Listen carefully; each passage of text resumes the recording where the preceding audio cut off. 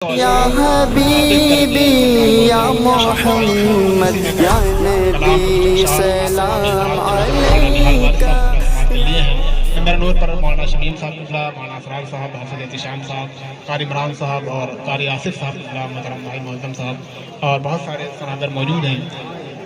سب موجود ہیں. میں نعت نبی ایک دو شعر پڑھوں، اس کے بعد کچھ اور شعر پھر محترم علامہ شمیم صاحب اسماعیلی کا خطاب نایاب بات کرنا ہے. بہت اچھا وہ خطاب فرماتے ہیں، انشاءاللہ آپ سنیں گے تو آپ کے دل کو انشاءاللہ سکون ملے گا. شاعر کہتا ہے کہ ہم مبلغ ہیں امن کے لیکن کیا کریں کفر مانتا ہی نہیں. دور حاضر جو فلسطین کا جو معاملہ چل رہا ہے اس کو اپنے ذہن میں رکھیں. شاعر کہتا ہے کہ ہم مبلغ ہیں امن کے لیکن کیا کریں کفر مانتا ہی نہیں. اب نکلنا پڑے گا میدان میں اب کوئی اور راستہ ہی نہیں. اب نکلنا پڑے گا میدان میں اب کوئی اور راستہ ہی نہیں. شاعر کہتا ہے کہ اب فقط شور مچانے سے نہیں کچھ ہوگا، صرف ہونٹوں کو ہلانے سے نہیں کچھ ہوگا. زندگی کے لیے بے موت ہی مرتے کیوں ہیں، اہل ایمان ہیں تو شیطان سے ڈرتے کیوں ہیں. ہم بھی محفوظ کہاں اپنے ٹھکانے پر ہیں، باد بغداد ہمیں لوگ نشانے پر ہیں. سارے غم سارے گلے شکوے بھلا کر اٹھو، دشمنی جو بھی ہے آپس کی مٹا کر اٹھو. اب اگر ایک نہ ہو پائے تو مر جائیں گے، خشک پتوں کی طرح ہم بھی بکھر جائیں گے. خود کو پہچانے کہ ہم لوگ وفا والے ہیں، مصطفیٰ والے ہیں، مومن ہیں، خدا والے ہیں. اپنے اسلام کی تاریخ الٹ کر دیکھو، اپنا گزرا ہوا ہر دور الٹ کر دیکھو. ہم پہاڑوں کا جگر چاٹ کیا کرتے تھے، ہم تو دریاؤں کا رخ موڑ دیا کرتے تھے. ہم پہاڑوں کا جگر چاٹ کیا کرتے تھے، ہم تو دریاؤں کا رخ موڑ دیا کرتے تھے. در خیبر کو اکھاڑا تو ہمیں یاد نہیں، ہم نے مرحب کو پچھاڑا تو ہمیں یاد نہیں. پھرتے رہتے تھے شب و روز بیابانوں میں، زندگی کاٹ دیا کرتے تھے میدانوں میں. رہ کے محلوں میں ہر ایک آیت حق بھول گئے، عیش و عشرت کی پیغمبر کا سبق بھول گئے. ہم نے عالم کے امین ظلم کی بدلی چھائی، خواب سے جاگو فلسطین سے آواز آئی. ہم نے عالم کے امین ظلم کی بدلی چھائی، خواب سے جاگو فلسطین سے آواز آئی. خواب سے جاگو فلسطین سے آواز آئی. لیکن اسلام کے لشکر کی ہر خوبی اٹھو، اپنے سینے میں لیے جذبہ ایوبی اٹھو. اپنے سینے میں لیے جذبہ ایوبی اٹھو، راہ حق میں اٹھو، سامان سفر کا باندھو، تاج ٹھوکر پہ رکھو، سر پہ امامہ باندھو. کیوں؟ اب اگر ایک نہ ہو پائے تو مر جائیں گے، خشک پتوں کی طرح ہم بھی بکھر جائیں گے. اب اگر ایک نہ ہو پائے تو مر جائیں گے، خشک پتوں کی طرح ہم بھی بکھر جائیں گے.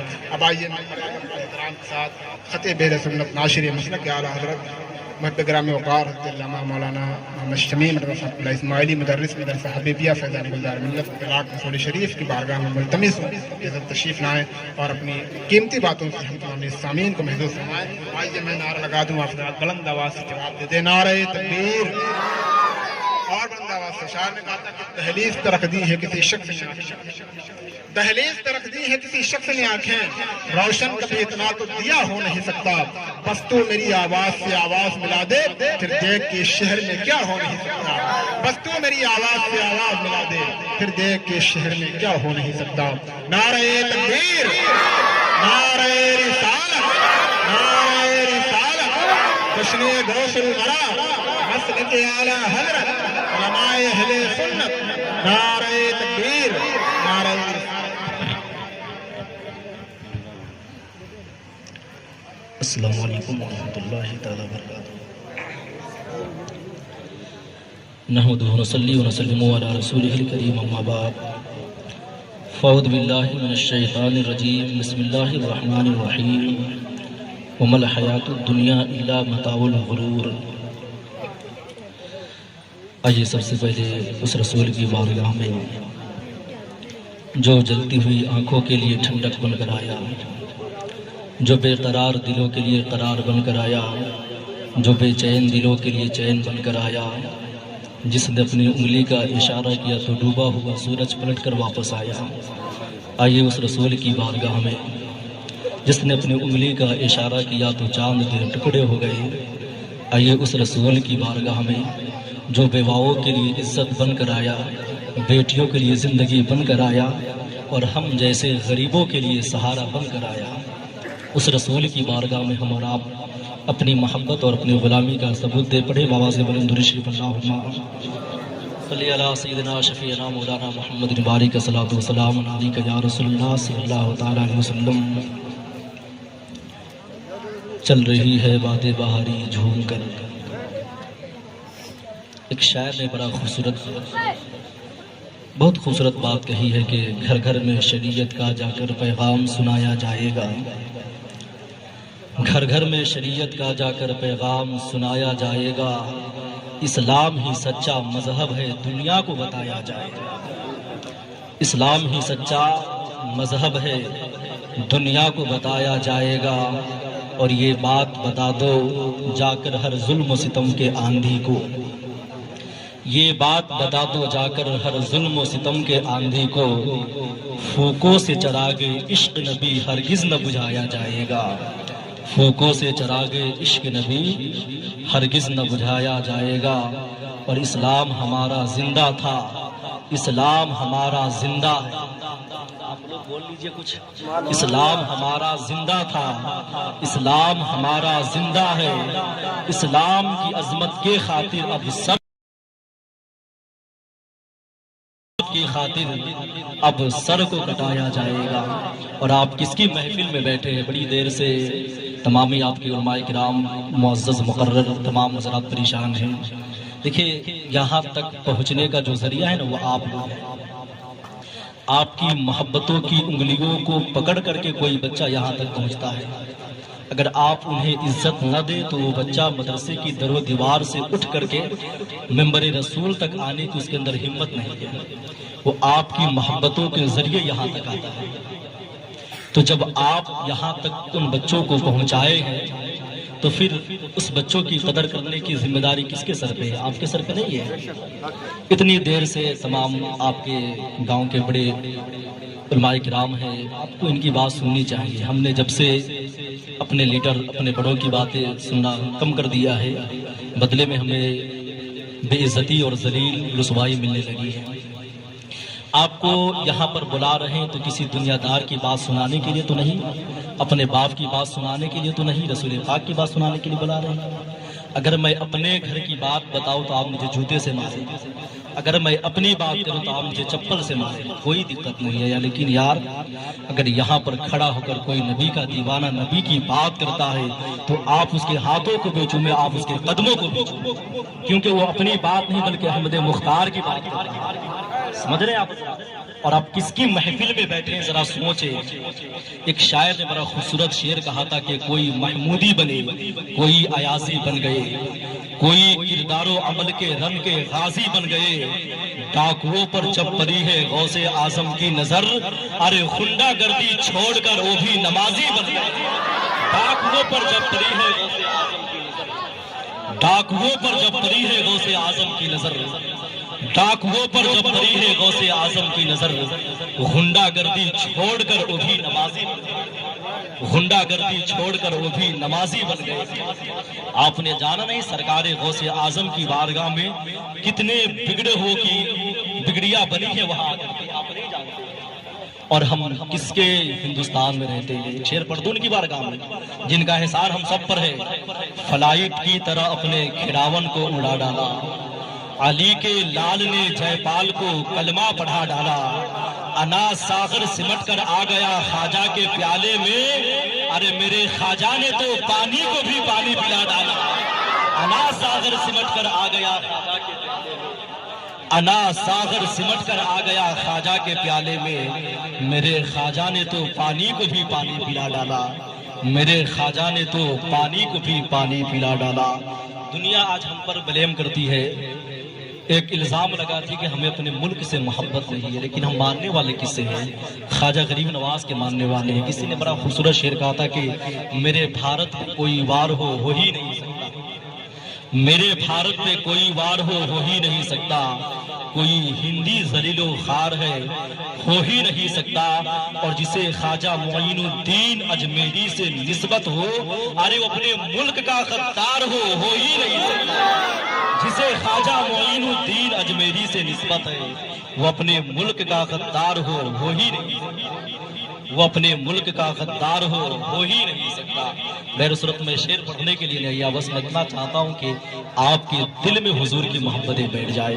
ایک درد دل، ایک پیغام لے کر کے میں شہر شہر گلی گلی بھٹک رہا ہوں، شاید اس دیوانے کی کوئی بات سن لے اور اس بات پر عمل کر کے میں اس لائق نہیں ہوں، اس قابل نہیں ہوں، لیکن میں حضور کی بات کرتا ہوں تو ہو سکتا ہے کہ آپ حضور کی باتوں پہ عمل کر لیں تو آپ کے عمل کرنے کی بنیاد پر اللہ مجھے بھی بخش کے جنت کا پروانہ بنا دے۔ بس یہ سوچ کر کے میں بولتا رہتا ہوں۔ ہم سبھی حضرات، ہمارے بغل میں مدرسہ حشمت العلوم چل رہا ہے، بڑا ادارہ ہے، سبھی حضرات جانتے ہیں، جتنے ممبر رسول پر علماء کرام بیٹھے، سبھی کی زندگی کچھ نہ کچھ لمحہ مدرسے کے اندر گزری ہوگی، سبھی حضرات مدرسے میں زندگی گزار کر کے یہاں تک کے آئے ہیں، لیکن ایک درد سرکار غوث اعظم کے حوالے سے ہی ہم بات کریں گے، لیکن آپ سرکار غوث اعظم کی تاریخ اٹھا کر کے دیکھ لیں، بچپن سے لے کر کے بڑے تک اور بڑے سے لے کر کے آخری عمر تک آپ کی جو زندگی گزری ہے تو مدرسے کے اندر گزری۔ آپ مدرسے اپنے جامعہ نظامیہ میں بیٹھ کر کے آپ نے کئی ہزار طلبہ اپنے مدرسے سے فارغ کیے، تو آپ کی زندگی مدرسے سے جڑی ہوئی ہے، اس لیے جب بات ہوگی تو مدرسے ہی سے شروع ہوگی اور انشاءاللہ بات مدرسے پہ ہی ختم ہوگی، بات غوث پاک کی ہی ہوگی۔ لیکن ایک درد میں لے کر کے آپ تک آیا ہوں، تمام علماء کرام یہاں بیٹھے ہوئے ہیں۔ آپ نے ایک چیز دیکھا ہوگا اپنے گاؤں، اپنے محلہ، اپنے شہر میں، اپنے معاشرے میں کہ جو بچے، دو بچوں کی زندگی میں آپ کے حوالے کروں پہلے۔ ایک بچہ مدرسہ کا پڑھنے والا ہے، دیکھیے کتنی محنتوں کے بعد یہ علماء کرام اس ممبر رسول تک آتے ہیں، بس اس بات کو میں آپ تک پہنچاؤں، کتنا ان کا درد ہے، میں اس بات کو آپ کے حوالے کروں۔ ایک بچہ اسکول کا پڑھنے والا ہے اور ایک بچہ مدرسہ کا پڑھنے والا ہے، لیکن آپ نے دیکھا ہوگا جو بچے اسکول کے پڑھنے والے ہیں نا، اس کے کپڑے بھی ماں دھلتی ہے، اس کی ٹفن بھی ماں تیار کر کے دیتی ہے، یہاں تک کہ ماں خود اپنے ہاتھوں سے اس بچے کو کھانا کھلاتی ہے۔ یار بچہ اسکول کا پڑھنے والا ہے، عمر 15 سال کی ہے، 10 سال 12 سال کی ہے، اس کے کپڑے بھی ماں دھل رہی ہے، اس کی ٹفن بھی ماں تیار کر کے دے رہی ہے، یہاں تک کہ ماں خود اپنے ہاتھوں سے اسے کھانا کھلا رہی ہے۔ لیکن یار کبھی جا کر کے دیکھ کسی مدرسے میں، تب آپ کو پتا چلے گا جو بچے صحیح سے اپنے منہ کو نہیں دھل سکتے ہیں، وہ بچہ مدرسے میں آنے کے بعد اپنے کپڑے خود دھل رہے ہیں۔ وہ یار کبھی جا کر کے دیکھ کسی مدرسے میں جو بچہ صحیح سے اپنے منہ میں کھانے کے لقمے کو نہیں ڈال سکتا ہے، وہ بچہ مدرسے میں آنے کے بعد اپنی پلیٹ خود دھل کر کے کھانا کھا رہا ہے۔ وہ یار کبھی جا کر کے دیکھ کسی مدرسے میں، تب آپ کو پتا چلے گا کتنے بچے راتوں میں ایسے اٹھ کر کے رویا کرتے ہیں، اتنے بلک کر کے رویا کرتے ہیں، کتنے بچے ایسے سسک کر کے رویا کرتے ہیں، جب انہیں ماں باپ کی یاد آتی ہے تو بچے بلکا کرتے ہیں، کتنے بچے ہیں جنہیں گھر کی یاد آتی ہے تو تڑپ جایا کرتے ہیں۔ وہ یار کبھی تاریخ اٹھا کر کے دیکھ ان قرآن پڑھنے والوں کو، یوں ہی قرآن سینے میں نہیں آیا ہے، ماں کی محبتوں کو قربان کیا ہے تب جا کر کے قرآن سینے میں آیا ہے، باپ کی شفقتوں سے دور ہوا ہے تب جا کر کے قرآن سینے میں آیا ہے، بہن کے پیار کو چھوڑا ہے تب جا کر کے قرآن سینے میں آیا ہے۔ وہ یار کتنے درد سہے گئے ہیں تب جا کر کے قرآن سینے میں آیا ہے، کتنے آنسو بہے ہیں تب جا کر کے قرآن سینے میں آیا ہے، کتنے بھوک سہے گئے ہیں تب جا کر کے قرآن سینے میں آیا ہے۔ وہ یار کبھی جا کر کے دیکھ کسی مدرسے میں، تب جا کر کے آپ کو ان کے درد کا احساس ہوگا۔ کتنے بچے ایسے سسک کر کے رویا کرتے ہیں جیسے بن ماں باپ کے بچے رویا کرتے ہیں، کتنے بچے ایسے بلک کر کے رویا کرتے ہیں جیسے ان کے سر پہ دستار یتیمی باندھ دی گئی ہو۔ لیکن میں سلام کرتا ہوں ان کی محبتوں کو، میں سلام کرتا ہوں ان کے جذبوں کو۔ انہوں نے ماں کی محبت کو تو چھوڑی لیکن قرآن نہیں چھوڑا، بہن کے پیار کو تو چھوڑا لیکن قرآن نہیں چھوڑا، باپ کی شفقتیں تو چھوڑی لیکن قرآن نہیں چھوڑا، اور دنیا والوں کو بتا دیا کہ یہی ہے آرزو، تعلیم قرآن عام ہو جائے، ارے ہر ایک پرچم سے اونچا پرچم اسلام ہو جائے، ہر ایک پرچم سے اونچا پرچم، ہر ایک پرچم سے اونچا پرچم اسلام ہو جائے، یہی ہے آرزو، تعلیم قرآن عام ہو جائے، ہر ایک پرچم سے اونچا پرچم اسلام ہو جائے۔ یہ درد ہے، آپ نے نہیں دیکھا ہوگا، آپ اپنے گھروں میں بیٹھ کر کے بڑی آسانی سے زندگیاں گزار لیتے ہیں، لیکن یار کبھی جا کر کے دیکھیں کسی مدرسے میں بچے کے بدن پہ اچھے کپڑے نہیں ہیں، لیکن بتائے اگر گھر میں بچہ لیٹا ہونا، اگر چرپائی پر نہ لیٹ کر کے زمین پر لٹا دیا جائے تو اس کی پسلیاں درد کرنے لگتی ہے۔ کبھی اس کے سر میں درد ہونے لگتا ہے، لیکن آپ ہر ایک مدرسے کا جا کر کے معائنہ کر لیں، ہر ایک مدرسے کا آپ جا کر کے مشاہدہ کر لیں، کبھی کسی مدرسے میں آپ کو چارپائی نہیں ملے۔ بچے کہاں لیٹے ہوئے ہیں؟ زمین پہ لیٹے ہوئے ہیں۔ بچے زمین پہ لیٹے ہوئے، یار گھر میں اگر بچہ 2 دن جا کر کے اگر بستر نیچے لگا دیا جائے تو کبھی اس کی پسلیاں درد کر رہی ہے، کبھی اس کا سر درد کر رہا ہے، یار یہاں ماں بھی دیکھنے والی ہے، باپ بھی دیکھنے والا ہے، بچہ گھر میں رہ رہا ہے، ہر کوئی ہر طرف سے اس کو کیئر کر رہا ہے، ہر کوئی اس کی دیکھ بھال کر رہا ہے، لیکن 2 دن اگر زمین پہ لٹا دیا جائے تو بچے کا سر درد کرنے لگ جاتا ہے، بچے کو ٹھنڈی لگتی تو کبھی پسلیاں درد کرنے لگ جاتی ہے۔ جا کر کے دیکھ کتنے مدرسے ایسے ہیں جہاں پر کوئی چرپائی موجود نہیں ہے، بچہ زمین پر لیٹ رہے ہیں، کتنے بچے ایسے ہیں جس کے پاس کوئی بستر نہیں ہے، کتنے بچے ایسے ہیں جس کے پاس کوئی جاڑے کے کپڑے موجود نہیں ہے، اس کے باوجود وہ مدرسے میں زندگی بڑی آسانی سے گزار رہا ہے۔ تو آخر پتہ کیا چلتا ہے کہ جب تک بچہ گھر پہ رہتا ہے تو اس کا پالنے والا اس کے ماں باپ ہوتے ہیں، لیکن جس دن سے بچہ مدرسہ آتا ہے اس کی پرورش کرنے والا کوئی دنیا دار نہیں بلکہ احمد مختار ہوا کرتا ہے۔ جب سے بچہ گھر پہ ہوتا ہے تو کس کے نظروں میں ہوتا ہے؟ ماں باپ کے نظروں میں ہوتا ہے، لیکن جب بچہ مدرسے میں آتا ہے نا تو حضور کے زیر سائے میں وہ پروان چڑھا کرتا ہے۔ یہ ایک درد ہے، میں بڑی تیزی سے عنوان کی طرف چل رہا ہوں۔ حقیقت میں جو آج لے کر کے درد دل آئی ہوں یہ مدرسہ کی زندگی ہے، میں اسی پر آگے بڑھ رہا ہوں۔ آج ہر کوئی فلسطین کی آپ کے گھر کا بچہ ہو، ہمارے گھر کا بچہ ہو، عمر چاہے 6 سال بچے کی ہے، آج ہر بچہ اسی کوئی صلاح الدین ایوبی آنا چاہیے، ہر بچہ انتظار میں ہے کہ کوئی صلاح الدین ایوبی آئے۔ 18 سال کا جوان بھی اسی انتظار میں بیٹھا ہوا ہے کہ کوئی صلاح الدین ایوبی آئے، چاہے 50 سال کا بوڑھا ہے وہ بھی اسی انتظار میں بیٹھا ہے کہ یار پھر سے کوئی صلاح الدین ایوبی آئے، چاہے اپنے وقت کا انجینئر ہو، اپنے وقت کا ڈاکٹر ہو، اپنے وقت کا پروفیسر ہو، اپنے وقت کا وکیل ہو، چاہے اپنے وقت کا IAS آفیسر ہو، ہر کوئی اسی انتظار میں بیٹھا ہوا ہے کہ کوئی صلاح الدین ایوبی آنا چاہیے، پھر سے کوئی صلاح الدین ایوبی آئے جو بیت المقدس کو فتح کر کے مسلمانوں کے حوالے کر دے۔ لیکن یار مجھے بتا تو صحیح صلاح الدین ایوبی ہے کون؟ وہ کہاں کا رہنے والا ہے؟ اٹھا کر کے دیکھ کبھی تاریخ کو تو تمہیں پتا چلے گا کہ صلاح الدین ایوبی کسی انٹر کالج کا پڑھنے والا اسٹوڈنٹ نہیں ہے، نہ کسی آکسفورڈ یونیورسٹی کا پڑھنے والا طالب علم ہے، نہ کسی مسلم یونیورسٹی کا پڑھنے والا طالب علم ہے۔ وہ یار تاریخ اٹھا کر کے دیکھ تب تمہیں پتا چلے گا صلاح الدین ایوبی میرے غوث کے مدرسہ جامعہ نظامیہ کا پڑھنے والا طالب علم ہے۔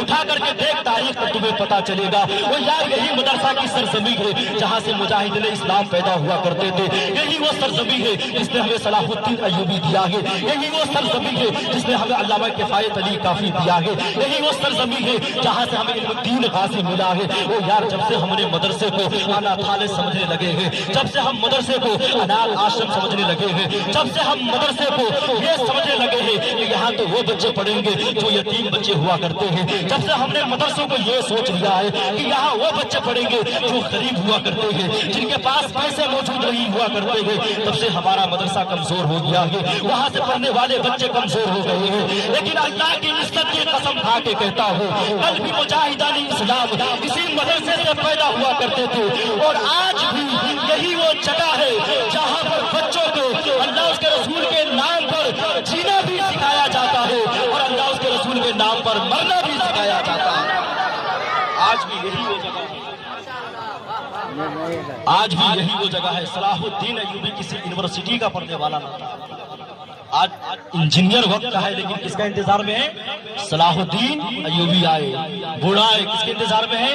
صلاح الدین ایوبی آئے۔ ہر کوئی اسی انتظار میں بیٹھا ہے یار پھر سے کوئی صلاح الدین ایوبی آنا چاہیے، پھر سے کوئی سلطان صلاح الدین ایوبی آئے۔ لیکن حضرت مجھے بتائے تو صحیح صلاح الدین ایوبی آئے گا تو کہاں سے آئے گا؟ کیا آسمان سے ٹپکے گا یا زمین کا سینہ چیر کر کے آئے گا؟ بتا صلاح الدین ایوبی کہاں سے آئے گا؟ اگر آج بھی صلاح الدین ایوبی آئے گا تو کسی ماں کی گود میں آئے گا، یا کسی بہن کی آغوش میں آئے گا، یا کسی بیٹی کی شکم میں آئے گا۔ وہ یار میں تجھ سے پوچھنا چاہتا ہوں ہو مجھے بتا تو صحیح کیا صلاح الدین ایوبی ایسی ماں کی گود میں آ سکتا ہے جو ماں گھروں میں بیٹھ کر کے سیریلیں دیکھ رہی ہے؟ وہ یار مجھے بتا تو صحیح کیا صلاح الدین ایوبی ایسے بہن کے شکم میں آ سکتا ہے جو بہن اپنے بھائی کی شادیوں پر ڈانس کر رہی ہے؟ وہ یار مجھے بتا تو صحیح کیا صلاح الدین ایوبی ایسی بیٹی کے شکم میں آ سکتا ہے جو بیٹے انسٹاگرام پر ناچ کر رہی ہے، جو بیٹے ٹک ٹاک پر ناچ کر رہی ہے؟ وہ یار مجھے بتا تو صحیح صلاح الدین ایوبی کہاں آئے گا؟ آج بھی صلاح الدین کسی ماں کی گود میں آئے گا نا،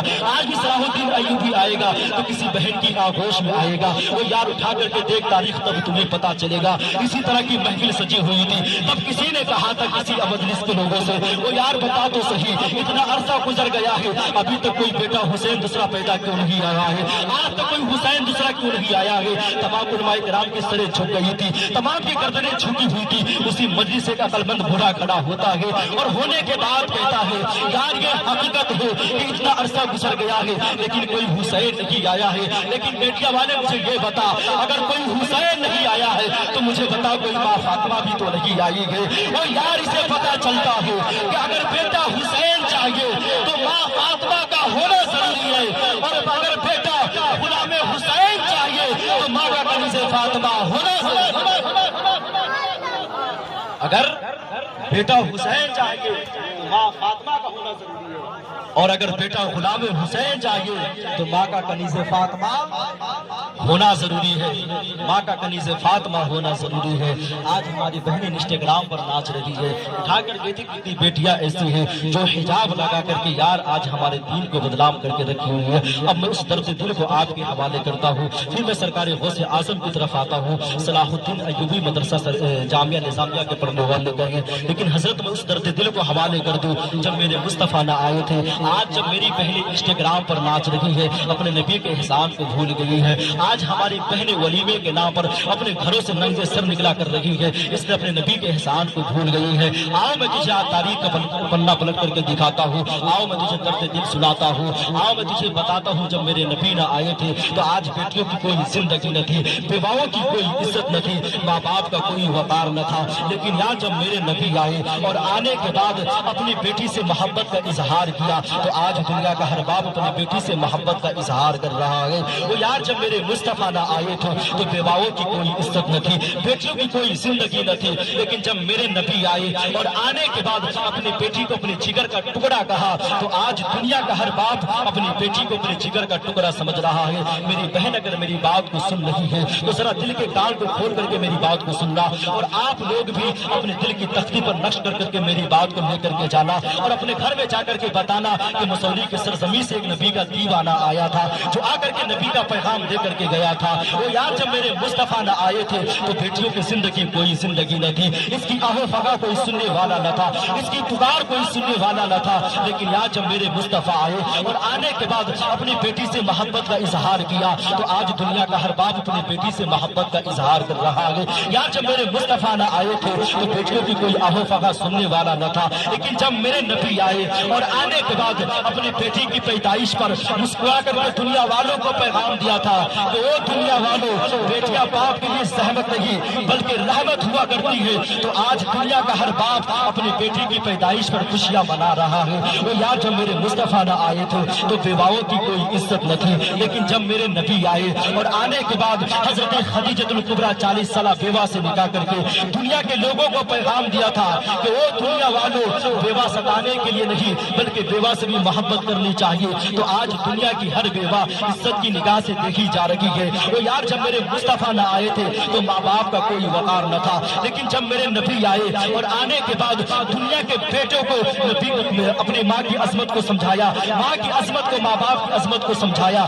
تو آج دنیا کا ہر بیٹا اپنے ماں باپ کے ساتھ وفا کر رہا ہے۔ وہ یار اسے پتا چلتا ہے اگر آج گھر میں مائیں مسکرا رہی ہے تو یہ صدقہ میرے نبی کا ہے، اگر آج بہنوں خوشیوں کی گیت گا رہی ہے تو یہ صدقہ میرے نبی کا ہے، اگر آج بیٹیاں خوشیاں منا رہی ہے تو یہ احسان میرے نبی کا ہے، اگر آج بیٹوں کی زندگی سلامت ہے تو یہ احسان میرے نبی کا ہے۔ وہ یار اگر آج گھروں میں ماں باپ کی ہنسیاں گونج رہی ہے تو یہ احسان میرے نبی کا ہے، ورنہ جب میرے مصطفیٰ نہ آئے تھے تو ہمارا تو حال یہ تھا، ہم اتنے گئے گزرے لوگ تھے جو اپنی ماں کو بازار میں بیچ دیا کرتے تھے، اپنے باپ کو گھر میں غلام بنا کر کے رکھا کرتے تھے، لیکن مکے میں میرے مصطفیٰ کیا تشریف لائے مائیں مسکرانے لگ گئی، بہنیں خوشیوں کی گیت گانے لگ گئی، بیٹیوں کی کلکاریاں گھر اور آنگن میں گونجنے لگی، ماں باپ کو عزتیں ملنے لگی، مزدوروں کو سہارا ملنے لگا، مزدوروں کو عزتیں ملنے لگی۔ وہ یار نہ جانے کتنے ایسے احسان ہمارے اوپر ہمارے نبی کے ہیں، اس کے باوجود یار مجھے بتا تو سہی،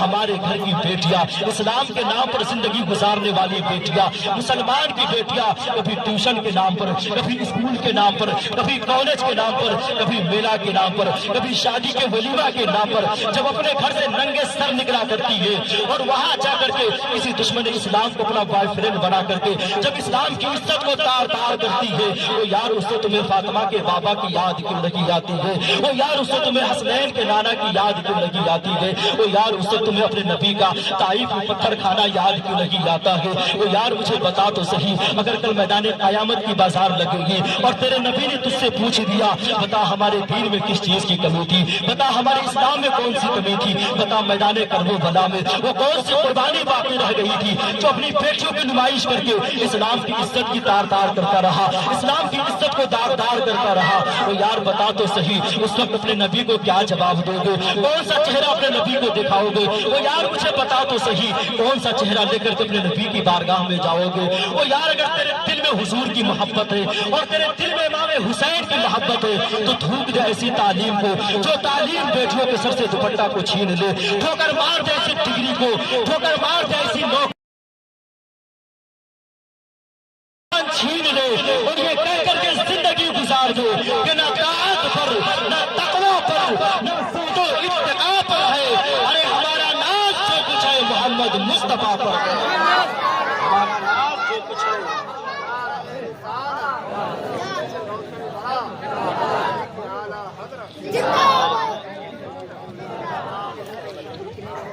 ہمارا ناز جو کچھ ہے محمد، آپ لوگ بولیں گے ہمارا ناز جو کچھ ہے محمد مصطفیٰ پر ہے۔ یہ حقیقت ہے کہ نہیں؟ آپ سوشل میڈیا پر جو لوگ ایکٹیو رہتے ہیں نا، ان لوگوں نے دیکھا ہوگا ایک نہیں دو نہیں لاکھوں ایسی بیٹیاں ہیں جو اسلام چھوڑ کر کے غیروں کے پاس چلی گئی۔ بتائیں اس میں کس کی غلطی ہے؟ اگر 50% اس بیٹی کی غلطی ہے نا تو 50% اس باپ کی بھی غلطی ہے، جس باپ نے اپنی بیٹی کے سینے میں حضور کی محبت کو نہیں ڈالا، جس بھائی نے اپنے بہن کے سینے میں اللہ کے خوف کو نہیں ڈالا۔ سکون سے بیٹھے بات کریں، کچھ بات کریں۔ بڑی محنت لگتی ہے یہاں تک آنے کے لیے اور بولنے کے لیے، لیکن خیر اس بات کو میں یہی روک کر کے لوں، پیغام جو صلاح الدین ایوبی کے حوالے سے میں لے کر کے آیا۔ حضرت سرکار غوث اعظم کی محفل سجی ہوئی ہے۔ سرکار غوث اعظم رضی اللہ تعالی عنہ کی عمر شریف آخری مرحلہ میں آپ کی طبیعت خراب ہوئی تو آپ کے جو مریدین تھے، معتقدین تھے، جو لوگوں نے کہا حضور آپ کی طبیعت خراب ہے، ایسا کریں ایک یہودی حکیم رہتا ہے، میں اسے بلا کے لاؤں تاکہ آپ کی طبیعت ٹھیک ہو جائے کچھ۔ سرکار غوث اعظم نے کہا یار وہ میرا کیا علاج کرے گا، میں خود اس کا علاج کر دوں۔ تو مریدین تھے، انہوں نے ضد کی کہ حضرت بلا کے لایا جائے۔ سرکار غوث اعظم کہتے ٹھیک ہے، اگر تمہاری مرضی ہے تو بلا لاؤ۔ سرکار غوث اعظم رضی اللہ تعالیٰ عنہ کی اجازت کو حاصل کرنے کے بعد آپ کی مریدین اس یہودی ڈاکٹر کو بلا کر کے لایا تو آپ نے دیکھا ہوگا پیتھولوجی جو ہوتی ہے نا، تو آج CBC جانچ، KFC جانچ اور پتہ نہیں کون کون سے تھائیوائڈ جانچ وغیرہ آج آ گئی ہے نا، مشینیں آ گئی ہے، تو اس طرح کی جانچیں ہونے لگی ہیں۔ لیکن کل کے وقت میں جو بیماریاں پتہ کرنے کے لیے اگر جانچ کرنے کی ضرورت پڑتی تو پیشاب کے ذریعے جانچ ہوتی تھی، پیشاب کے ذریعے پتہ کیا جاتا تھا کون سی بیماری ہے نا۔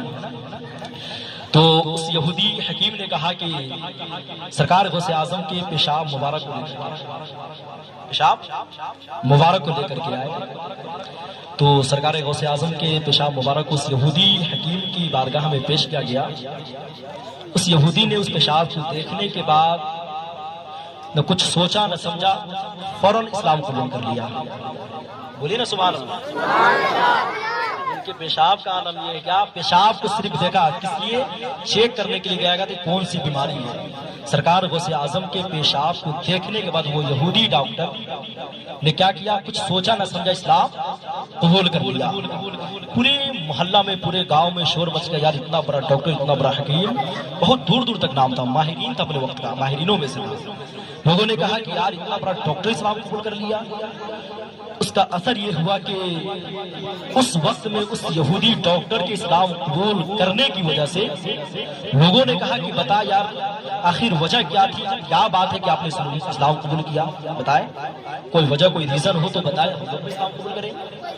اس یہودی ڈاکٹر نے کہا یار مجھے بتا جس شخص کے پیشاب کی چمک کا عالم یہ ہے اس شخص کی ذات کے وجود کا عالم کیا ہوگا, اور جس شخص کے وجود کا عالم یہ ہے اس کے نبی کا عالم کیا ہوگا. اس نے اسلام قبول کیا, اس کے اسلام قبول کرتے ہی 400 لوگ اور اسلام قبول کیا. کتنے لوگ؟ 400 لوگ اور اسلام قبول کیا. اب پوائنٹ اسی میں ایک شیخ نجم الدین نام کا شخص اسلام قبول کیا. کون؟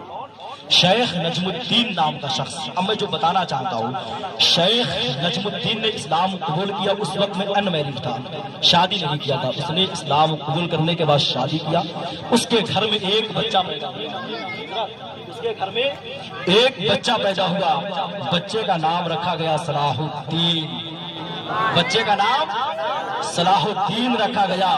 جب بچے کی عمر ہوئی 7 سال 6-7 سال, سرکار غوث اعظم کے مدرسہ میں لے کر کے وہی شیخ نجم الدین سرکار غوث اعظم کی بارگاہ میں, اور آنے کے بعد کہ حضور یہ میرا بیٹا ہے, اسے اپنی پناہ میں لے, اپنی آغوش میں حضور لے لے. سرکار غوث اعظم اپنے پنجہ کا نشان لے اور یوں گردن پہ کر کر کے سرکار غوث اعظم اسے اپنے قریب کیا, اور قریب کرنے کے بعد سرکار غوث اعظم کہتے ہیں شیخ نجم الدین یہ تیرا بیٹا ہے, آنے والا وقت کا بادشاہ بنے گا. کون کہہ رہے ہیں؟ سرکار غوث اعظم. آنے والا وقت میں کیا بنے گا؟ بادشاہ بنے گا. شیخ نجم الدین کہتے حضور بات آپ کی ہے, آپ کا رب قبول کرے گا. بات آپ کی ہے, دعا آپ نے کی ہے, قبول آپ کا رب کرے گا. تاریخ نے دیکھا وہی بچہ اپنے وقت کا سلطان صلاح الدین ایوبی بنا, بیت المقدس کو فتح کیا اسی بچے نے. اب آپ کی موت کا آخری مرحلہ چل رہا ہے. اب ذرا اپنے دل کے قریب, اپنے کانوں کو قریب کرنا, میری بات کو سننا. اس شعر کو, اعلیٰ حضرت کے شعر کو بھی یاد رکھنا. اب سلطان صلاح الدین ایوبی ہے, عمر آخری مرحلے میں پہنچ چکی ہے. اب موت سے 1 ہفتہ پہلے آپ بستر پہ لیٹے ہوئے ہیں, چٹائی پہ لیٹے ہوئے ہیں. آپ اپنے موت کے انتظار میں ہیں, آپ چٹائی پہ لیٹے ہوئے ہیں. آپ کے پاس کمانڈر ان چیف آتا ہے اور آنے کے بعد کہتا ہے حضور ایسا لگتا ہے کہ آپ صلاح الدین ایوبی بستر پہ لیٹے ہیں. یار ذرا دل کو تھام کر کے بیٹھنا, لیٹنے والا کون ہے, اور ذرا اپنے غوث کے مرتبہ کو دیکھنا. آج پوری دنیا صلاح الدین ایوبی کا ڈنکا بجا رہی ہے, لیکن ذرا دیکھ تو صحیح, صلاح الدین ایوبی ہے, بستر پر لیٹے ہوئے ہیں. آپ کے قریب آیا کمانڈر ان چیف آ کر کے کہتا ہے حضور آپ بستر پہ لیٹے ہوئے ہیں, موت کا انتظار کر رہے ہیں. سلطان صلاح الدین ایوبی کہتے ہیں یار اللہ کی مرضی ہے, جو اللہ کی مرضی ہے وہی ہو رہا ہے, میں بستر پہ لیٹا ہوں. تب کمانڈر ان چیف نے کہا تھا حضور مزہ نہیں آ رہا ہے, مزہ تو تب آتا کہ آپ میدان جنگ میں ہوتے اور دشمن کبھی آپ کے ہاتھ کو کاٹتا, کبھی دوسرے ہاتھ کو کاٹتا, کبھی آپ کے پیر کو کاٹتا. آپ میدان جنگ میں شہید ہوتے, دشمن آپ کی گردن کو آپ کے دھڑ سے الگ کرتا. اتنا کمانڈر ان چیف کہتا ہے حضور مزہ نہیں آتا ہے. آپ میدان جنگ میں شہید ہوتے تو دنیا آپ کو سلطان شہید صلاح الدین ایوبی کہہ کر کے پکارتی. جب اتنی بات کمانڈر ان چیف نے کہی تھی کہ دشمن آپ کی گردن کو آپ کے دھڑ سے الگ کرتا, صلاح الدین ایوبی اپنی پوری طاقت کو ایک جگہ اکٹھا کرتے ہیں اور اٹھ کر کے بیٹھ جاتے ہیں, اور بیٹھنے کے بعد کہتے ہیں کمانڈر ان چیف بتا تو صحیح تو نے کیا کہا ہے. یہ کہتا ہے کہ ہم میدان جنگ میں شہید ہوتے, دشمن ہمارے کبھی ہاتھ کو کاٹتا, کبھی پیر کو کاٹتا, کبھی میری گردن کو کاٹ کر کے میرے دھڑ سے الگ کرتا. تو سن کمانڈر ان چیف, دنیا میں آج تک کوئی ایسی تلوار پیدا نہیں ہوئی ہے جو صلاح الدین ایوبی کی گردن کو کاٹ سکے. آج بھی صلاح الدین ایوبی کی گردن پہ شیخ عبد القادر کے پنجے کے نشان موجود ہے. ابھی تو مجھے بریلی کے شعر کا شعر یاد آتا ہے, وہ کیا دبے جس پہ حمایت کا ہو پنجہ تیرا, شیر کو خطرے میں لاتا نہیں, شیر کو خطرے میں لاتا نہیں, شیر کو خطرے میں لاتا نہیں, کتا تیرا وہ کیا دبے جس پہ حمایت کا ہو پنجہ تیرا, شیر کو خطرے میں لاتا نہیں, کتا تیرا. اب بتائے کون تھا صلاح الدین ایوبی؟ وہ میرے غوث کے قدموں کا پلنے والا غلام تھا. لیکن دنیا سے نعرہ تکبیر، نعرہ رسالت، مسلک اعلیٰ حضرت، مسلک اعلیٰ حضرت شاعر محترم ہاشم رضا بریلوی شریف، نعرہ تکبیر، نعرہ رسالت۔ علماء کرام کی آمد ہو گئی ہے اور مجھے شاید سگنل بھی مل گیا ہے، چند منٹ جو میں لے کر کے پیغام آیا، خیر میرے اصل پیغام آپ تک پہنچ گئے ہیں۔ تو صلاح الدین ایوبی آج ہر گھر سے نعرے لگ رہے ہیں، لیکن یاد رکھیں کہ وہ کہیں کسی اسکول سے پڑھ کر کے نہیں، کسی یونیورسٹی سے نہیں، کسی مدرسے کا پڑھنے والا طالب علم تھا۔ یاد رکھیں آج بھی یہی وہ جگہ ہے جہاں پر بچوں کو اللہ اس کے رسول کے نام پر جینا بھی سکھایا جاتا ہے۔ میں حقیقت اللہ کی عزت کی قسم کھا کے کہتا ہوں، جتنے علماء کرام ہیں، اگر بات ایمان کی آ جائے گی تو سب اپنے جان کو تو دے دیں گے، لیکن کبھی حضور کا دیا ہوا ایمان نہیں دیں گے، کیونکہ سینے میں علم ہے اور علم روشنی ہے۔ سمجھ رہے ہیں آپ حضرات؟ لیکن میں پیغام کی صورت میں چند باتیں آپ کے حوالے کر دیا ہوں۔ بات چل رہی ہے ایک اور مجاہدین کی بات چل رہی ہے۔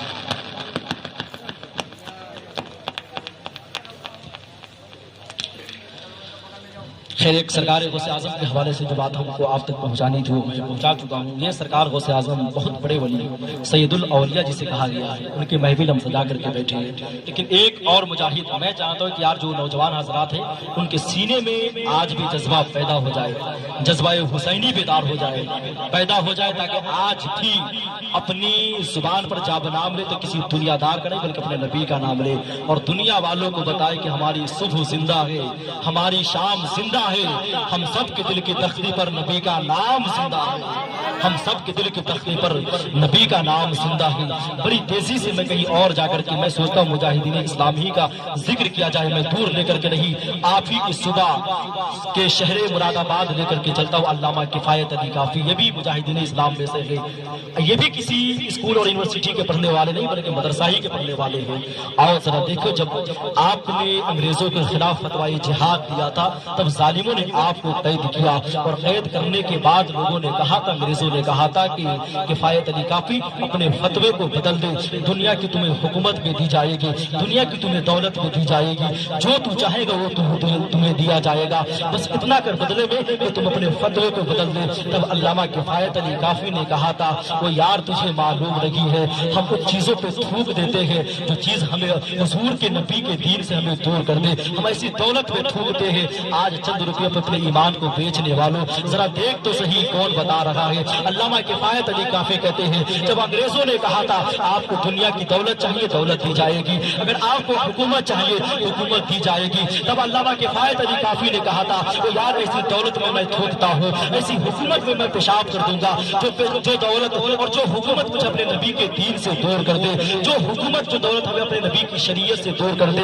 میں ایسی دولت میں تھوکتا ہوں۔ علامہ کفایت علی کافی کو انگریزوں نے آپ کو پکڑا، اور پکڑنے کے بعد ظالموں نے اتنے آپ کو ظلم کیے ہیں، یہاں تک کہ استری کو گرم کر کے آپ کی پیٹھ کو داغے گئی ہیں، یہاں تک کہ آپ کے جسم کے جو چمڑے تھے باہر آ گئے، جب مکمل طور سے آپ کے جسم کو استری داغ دی گئی، آپ کو کیا کیا جاتا ہے، ایک قید خانے میں آپ کو قید کیا جاتا ہے، ایسے آپ کو قید خانے میں ڈالا جاتا ہے، آپ کی آنکھ ادھر لگتی ہے، ادھر آنکھ کا لگنا تو ادھر قسمت بیدار ہو جاتی ہے، جیسے آنکھ لگی تھی علامہ کفایت علی کافی میں، کافی کی حضور خواب میں تشریف لاتے ہیں، جیسے ہی علامہ کافی نے حضور کو دیکھا، جیسے حضور کی زیارت ہوئی، علامہ کفایت علی کافی کی آنکھ میں آنسو آئے ہیں، علامہ کفایت علی کافی رونے لگ جاتے ہیں۔ تب میرے نبی نے کہا تھا کافی بتا تو صحیح تیری آنکھ میں آنسو کیسے ہے، تو رو کس لیے رہا ہے؟ تب علامہ کفایت علی کافی سے جب میرے نبی نے اتنا کہا تھا کافی بتا تو صحیح تیری آنکھ میں آنسو کیسے ہے، کیا پریس کی جلن نے تمہیں رلا رہا ہے، یا انگریزوں کے ستانے نے تجھے رلایا ہے؟ جب اتنی بات میرے نبی نے کہی تھی، علامہ کفایت علی کافی کہتے ہیں حضور نہ مجھے پریس کی جلن نے رلایا ہے، نہ مجھے انگریزوں کے درد نے مجھے رلایا ہے۔ حضور فرماتے بتا تو صحیح پھر تمہاری آنکھ میں آنسو کیسے ہے، تیری آنکھ میں آنسو کس بنیاد پر آئے ہیں؟ تب علامہ کفایت علی کافی کہتے ہیں حضور اگر مجھے معلوم ہوتا کہ اس درد کو سہنے کے بعد آپ کا دیدار ہوگا تو حضور بہت پہلے اس درد سے دو چار ہو جاتے، صبح کا سویرا نمودار ہوتا ہے، انگریز آپ کو اس قید خانے سے باہر نکالتے ہیں، اور نکالنے کے بعد انگریزوں نے سوچا شاید اب اپنے فتوے کو بدل دے گا، اب اپنی بات کو بدل دے گا۔ انگریزوں نے کہا تھا اب کیا فیصلہ ہے، اب کیا تم چاہتے ہو، بتا اب اپنے فیصلے کو بدلو گے کہ نہیں بدلو گے؟ تب علامہ کفایت علی کافی نے کہا تھا وہ یار تم جانتے نہیں ہو جو نبی کے غلام ہوا کرتے ہیں وہ دنیا کی دولت میں بکا نہیں کرتے ہیں، جو نبی کے چاہنے والے ہوتے ہیں وہ دنیا کی حکومت میں بکا نہیں کرتے ہیں۔ تب انگریزوں نے کہا تھا اگر اپنے فتوے کو نہیں بدلو گے تو اس سے بڑی سزا کے لیے تیار ہو جاؤ،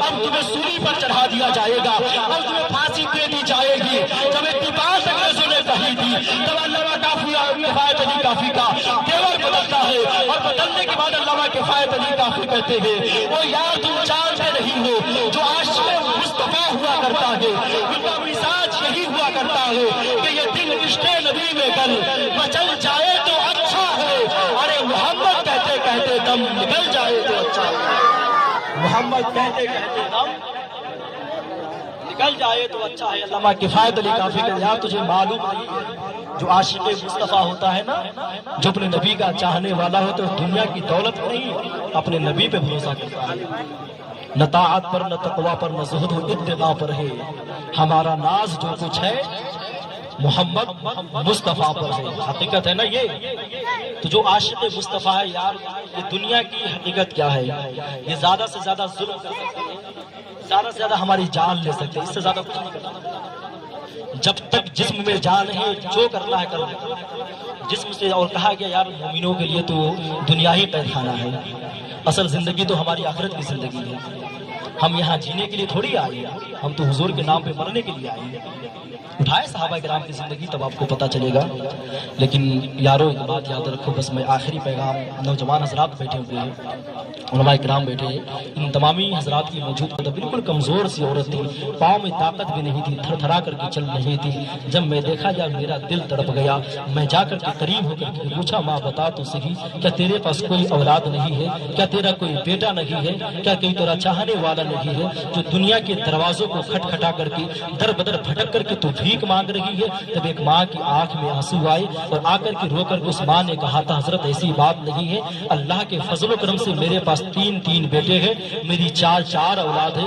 یار میرا دل تڑپ گیا، میں رو کر کے پوچھا ماں بتا تو صحیح تیرے پاس تین بیٹے ہیں، تیری چار اولاد ہے، اس کے باوجود تو در بدر بھٹک رہی ہے، کبھی اس کے دروازے سے اس کے دروازے تک جا رہی ہے، آخر بتا تیری مجبوری کیا ہے، وہ کون سی مجبوری ہے تو جو تجھے گھر سے کھینچ کر کے ان دنیا والوں کے دروازوں تک کھینچ لائی ہے، ماں بتا تو صحیح آخر تیری مجبوری کیا ہے۔ تب ایک ماں کی آنکھ میں آنسو ایسے آئے جیسے ساون اور بھادوں میں برسا کرتے ہیں، وہ یار ماں رو کر کے کہنے لگ جاتی ہے حضرت یہ حقیقت ہے کہ میرے پاس تین بیٹے ہیں، میری چار اولاد ہے، لیکن ایک بھی بیٹا ایک وقت کی روٹی دینے کو تیار نہیں ہے، کوئی بیٹا ایک وقت لقمہ دینے کو تیار نہیں ہے، کوئی بیٹا ایک وقت روٹی کھلانے کو تیار نہیں ہے۔ وہ نوجوان میں تجھ سے پوچھنا چاہتا ہوں یار مجھے بتا تو صحیح تو بیوی بال بچوں میں اتنا کھو گیا ہے کہ تجھے بوڑھے ماں باپ یاد نہیں آتے ہیں؟ وہ یار میں مانتا ہوں کہ تیری بیوی تیرے زندگی کی شریک حیات ہے، تیری ہم سفر ہے، تیری درد کی ساتھی ہے، آہوں میں تیرا ساتھ دینے والے ہیں،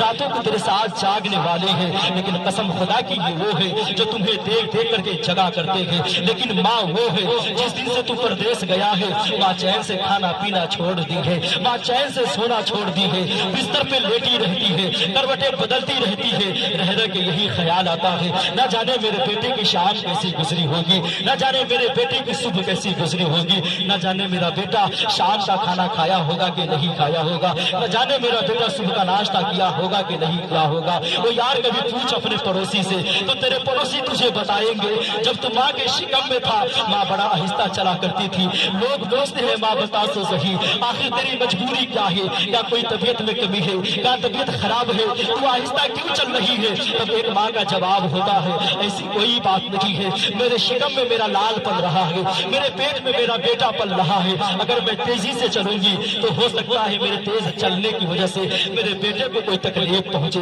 وہ یار کبھی پوچھ اپنے پڑوسی سے تو تیرے پڑوسی تجھے بتائیں گے جب تو ماں کے شکم میں تھا ماں کے جسم پہ شدت کا بخار آتا ہے، ماں بخار کی دوا نہیں لیتی ہے، پوری رات درد میں کراہ کر کے گزار دیتی ہے، جب صبح ہوتی ہے لوگ پوچھتے ہیں ماں بتا تو صحیح آخر مجبوری کیا ہے؟ تیرے جسم میں اتنا بخار ہے، اس کے باوجود تو بخار کی دوا کیوں نہیں لیتی ہے؟ تب ایک ماں کا جواب ہوتا ہے، وہ یار تجھے معلوم نہیں ہے، میرے شکم میں میرا لال پل رہا ہے، میرے پیٹ میں میرا بیٹا پل رہا ہے، اگر میں بخار کی دوا لوں گی تو ہو سکتا ہے بخار کی دوا کی گرمی کی بنیاد پر، بخار کی دوا کی حرارت کی بنیاد پر میرے بیٹے کو کوئی تکلیف پہنچے، میرے بیٹے کو کوئی نقصان پہنچے۔ وہ یار ذرا سوچ تو صحیح، یہ ماں باپ کتنی مصیبتوں کے بعد ہمیں پیدا کرتے ہیں، کتنی قربانیاں پیش کر کے ہمیں جوانی کی منزل تک پہنچاتے ہیں۔ اور نوجوان مجھے بتا دو صحیح، اتنی مصیبتیں اٹھا کر کے بوڑھے ماں باپ ہمیں اس منزل تک پہنچاتے ہیں، اگر ان مصیبتوں کے بعد جو ماں باپ ہمیں اس منزل تک پہنچاتے ہیں، منزل کو پار کراتے ہیں، اگر وہ ماں باپ رات کے اندھیروں میں رو رہے ہیں، اگر وہ ماں باپ رات کی تاریکیوں میں رو رہے ہیں، تو تو کیا سمجھ رہا ہے کہ اس کا سننے والا کوئی نہیں ہے؟ یاد رکھنا، جس کا سننے والا کوئی نہیں ہوتا ہے، اس کے درد کو دیکھنے والا محمد رسول اللہ ہوا کرتا ہے۔ اس کے درد کو دیکھنے والا محمد رسول اللہ، یہ میں نہیں کہتا۔ ہم کیا سمجھ رہے ہیں یار کہ اپنے ماں باپ کو ستا کر کے یوں ہی بڑی آسانی سے زندگی جی کر کے چلے جائیں؟ یاد رکھیے، اگر آپ کے ماں باپ آپ سے راضی نہیں ہے تو آپ لاکھ نوافل نمازیں پڑھ لیں، لاکھ روز۔ یاد رکھیں، اللہ کو ایسے حج کی ضرورت نہیں ہے، ایسے عمرے کی ضرورت نہیں ہے جو حج اور عمرہ ماں باپ کو ستا کر کے کیا جائے۔ اور یہ میں نہیں کہتا، میرے نبی کی حدیث کہتی ہے، اور آخری بات میرے نبی کی حدیث کہتی ہے، میں نہیں کہتا ہوں۔ آؤ تاریخ پڑھو، تاریخ تب تمہیں پتا چلے گا۔ میرے نبی صلی اللہ تعالی علیہ وسلم مسجد نبوی کی دیوار سے ٹیک لگا کر کے بیٹھے ہیں، اچانک حضور کی آنکھ میں آنسو آئے۔ جب صحابہ کرام نے دیکھا حضور کی آنکھ میں آنسو، صحابہ کرام طرف جاتے ہیں، اللہ اکبر رو رو کے عرض کرتے ہیں، حضور مجھے بتائے تو صحیح آپ کی آنکھ میں آنسو کیسے ہے؟ حضور آپ کس لیے رو رہے ہیں؟ اگر کسی نے آپ کی طرف انگلی کا اشارہ کیا ہے ہم اس کی انگلی کو کاٹ دیں گے، اگر کسی نے آپ کو گالی دی ہے حضور ہم اس کی زبانیں کاٹ لیں گے، اگر کسی نے آپ کی طرف کوئی بات کہی ہے حضور ہم اس کی گردنیں مار دیں گے۔ جب صحابہ کرام نے اتنی بات کہی تھی تب میرے نبی ارشاد فرماتے ہیں، نہ میرے صحابہ کرام ایسی کوئی بات نہیں ہے۔ صحابہ کرام عرض کرتے ہیں، پھر حضور بتائے تو صحیح آپ کی آنکھ میں آنسو کیسے ہے؟ حضور آپ روتے کیوں ہے؟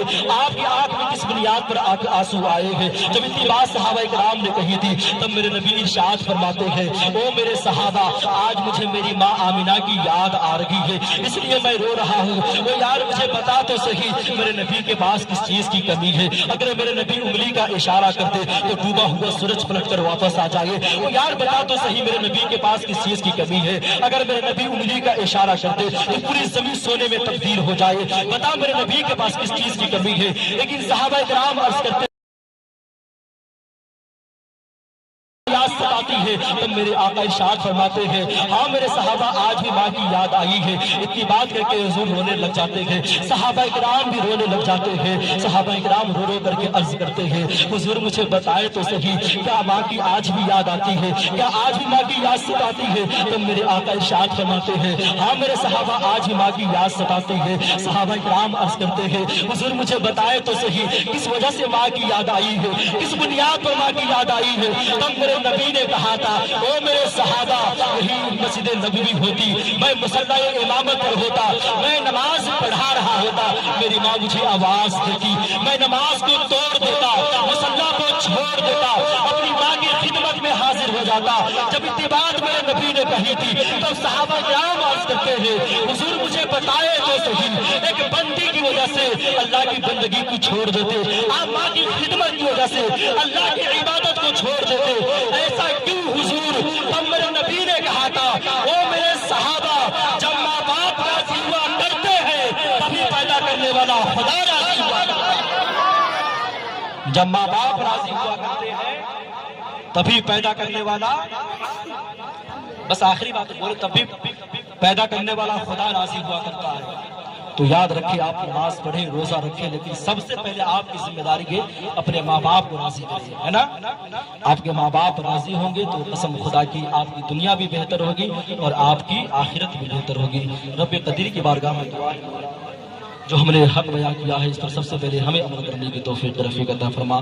مدرسے کے حوالے سے چند باتیں ہم نے کہی، آپ کا ادارہ آپ کے بغل میں چل رہا ہے، آپ کا محبوب ادارہ ہے، فلک بو سے ادارہ ہے، آپ جہاں تک ہو سکے آپ اس کی خدمت کریں تاکہ وہاں سے بہترین بچے فارغ التحصیل وہاں سے اچھے نکلے اور دنیا کے گوشے گوشے میں جا کر کے دین کا کام، دین کی خدمت کرے۔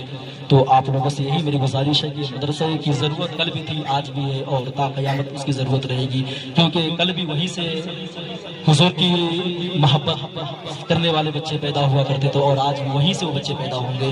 آج کل بھی صلاح الدین ایوبی ہمیں مدرسہ دیا تھا، اور آج بھی اگر کوئی صلاح الدین ایوبی آئے گا تو انشاءاللہ اسی مدرسے کے سرزمین سے آئے گا انشاءاللہ تعالیٰ۔ تو اس لیے آپ لوگوں کی بارگاہ تک میں جو بات گوش گزار کیا ہوں، رب قدر کی بارگاہ میں دعا ہے مولا اس پہ سب سے پہلے ہمیں عمل کرنے کی توفیق رفیق عطا فرما۔